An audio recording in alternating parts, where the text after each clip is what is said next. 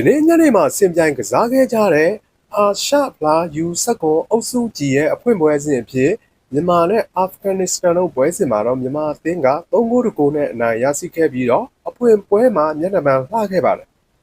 2026 U19 အာရှဖလားပွဲစဉ်တွေကိုတော့ဆော်ဒီကအိမ်ရှင်ဖြစ်လက်ခံကျင်းပမှာပဲဖြစ်ပါတယ်အုပ်စုကြီးမှာတော့အိမ်ရှင်မြန်မာအသင်းပြင်ဆီးရီးယားနီပေါ်အာဖဂန်နစ္စတန်နဲ့အိုမန်တို့ပါဝင်ပါတယ်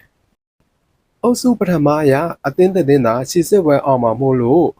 အသင်းတိုင်းအနေနဲ့ပွဲစဉ်တိုင်းကိုအနိုင်ယူဖို့လိုအပ်နေပါတယ်။မြန်မာအသင်းအနေနဲ့ယနေ့ပွဲမှာဂိုးပြတ်နဲ့အနိုင်ရရှိခဲ့တာကြောင့်လာမယ့်နီပေါ်နဲ့ပွဲမှာလည်းအခုလိုပဲဂိုးပြတ်နဲ့အနိုင်ရမယ်လို့မျှော်လင့်ပါတယ်။